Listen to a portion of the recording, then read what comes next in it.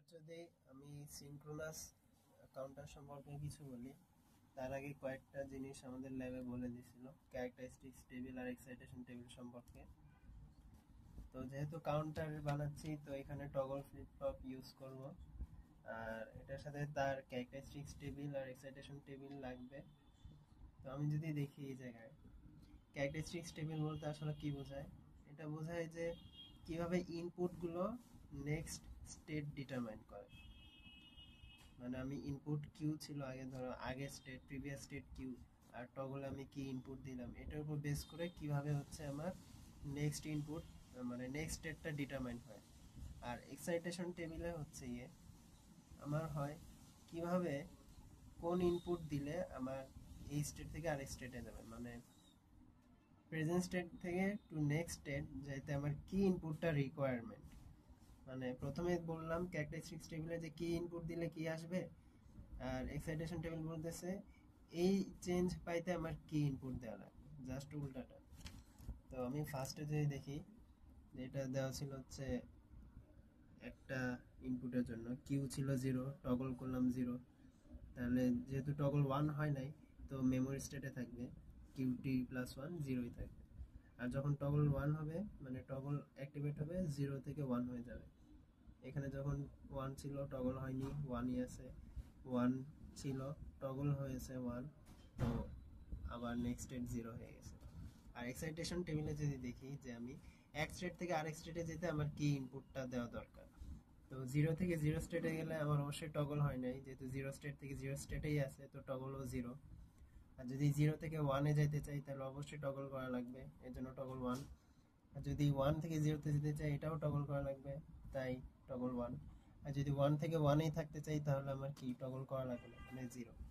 মানে এক কথায় বলতে গেলে ক্যারেক্টারিস্টিক টেবিল ডিফাইন করে যে কিভাবে ইনপুটগুলো নেক্সট স্টেট ডিটারমাইন করে, আর এক্সাইটেশন টেবিল ডিফাইন হয় হচ্ছে কিভাবে কোন ইনপুটটা দিলে আমি এই স্টেট থেকে ওই স্টেটে যাইতে পারবো। তো এখানে আমরা 3 বিট সিনক্রোনাস আপ কাউন্টার নিয়ে কাজ করছি। সো ওইটার জন্য আমার হচ্ছে 3টা ফ্লিপ ফ্লপ, 3টা টি পয়েন্ট, আবার কিউ কিউ3 কিউ2 কিউ1 এগুলো আর কি আছে। তো ওইটার জন্য এক্সাইটেশন টেবিল লাগবে। কেন লাগবে? কারণ আমরা বাকি অ্যাসিনক্রোনাস গুলো যেভাবে সহজে করে ফেলতে পারছি, এটা ওইভাবে হবে না। কারণ হচ্ছে টগলে কি করছি আগের বার, মানে সবগুলোতে 1 দিয়ে দিছি টগলে, তাই না, আগের গুলোতে, কিন্তু এই ক্ষেত্রে টগলের ডিফারেন্স আছে। তো ওইটাই করবো। তো তার আগে আমি এক্সাইটেশন টেবিলটা দেখাই নিই 3টার জন্য।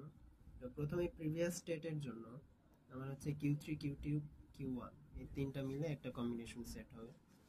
নেক্সট স্টেটের জন্য প্রিভিয়াস থেকে নেক্সট স্টেট, মানে এখানে একটা ছিল, একটা টগল ছিল, ফ্লিপ ফ্লপ ছিল, তো এটা কি ছিল, এক স্টেট থেকে আরেক স্টেটে যাইতে আমার টগল কি হওয়া লাগতেছে।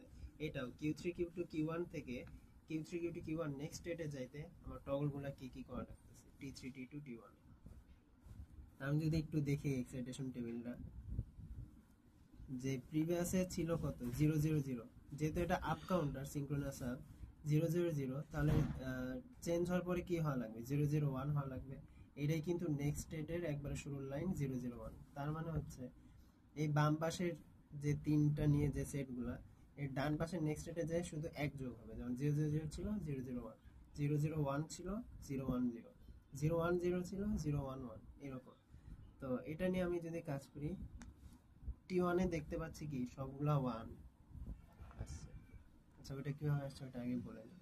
যেমন কিউ3-তে 0 ছিল, নেক্সট কিউ3-তে 0ই আছে, তার মানে কি টগল হয় নাই, টি3 0, টি3 0।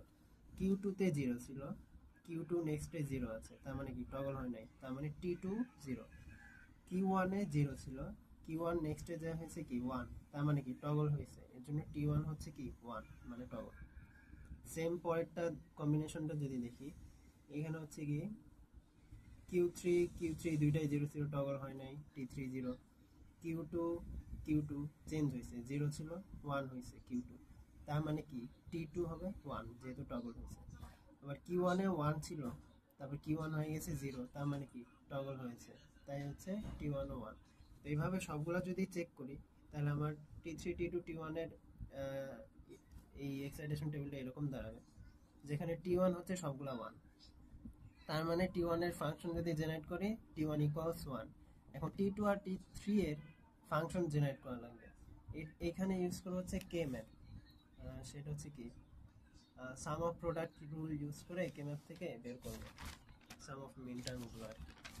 তো ওয়ানগুলো বসাইছি, যেমন এখানে T3-তে 1 ছিল কোথায়, এখানে ছিল আর এখানে ছিল, এটা আর এটা T3-তে এখানে ছিল আর এখানে ছিল। তো ওই কে ম্যাপে বসাবো ওইভাবেই, Q3 Q2 Q1 এভাবে সেট করব, পরে বাকিগুলো সাজাবো যেভাবে করতাম আমরা, তারপরে 1 1 ফিক্স করব। তো 1 1 ফিক্স করার পরে এটাকে গ্রুপ হিসেবে নিলে T3 আসে হচ্ছে Q2 Q1 এন্ড হিসেবে Q2 Q1। আর যদি T2 এর কথা চিন্তা করি তাহলে এই চারটা মিলে গ্রুপ হয়, চারটা ওয়ান ছিল T2-তে, একটা দুইটা তিনটা চারটা, এই চারটা যার যার জায়গা মতো বসায় আমি একটা গ্রুপ করলাম। T2 ইকুয়াল পাইলাম কি Q1 আর T1 ইকুয়াল 1 ছিল। তো এই তিনটে ইকুয়েশন ইউজ করে আমি এখন সার্কিটটা বানাবো। তো সার্কিটটা যদি বানাতে যাই তাহলে দেখবো যেহেতু আমি সিনক্রোনাস বানাচ্ছি, তার মানে কি সবগুলো ক্লক একসাথে, এটা হচ্ছে ক্লক, এই যে এটা হচ্ছে ক্লক, সবগুলো ক্লক একসাথে একসাথে দিলাম। তো টগল 1-এ কি হবে, T1-এ 1 দিতে বলছে, এখানে T1-এ 1 ছিল, তারপরে T2-তে কি বলছে Q1 দিতে বলছে, তার মানে Q1 থেকে আমি T2-তে নিয়ে যাব কানেকশন। এখন T3-তে কি বলছে Q2 আর Q1 এন্ড আকারে, তার মানে Q2 আর এখান থেকে Q1 এন্ড গেটের মাধ্যমে যায় আবার T3-তে যাবে। আর আমরা আউটপুট গুলো দেখবো Q1 Q2 Q3 থেকে, মানে উপরের দিকে এটা হচ্ছে MSB, Q3 MSB, আর Q1 হচ্ছে LSB।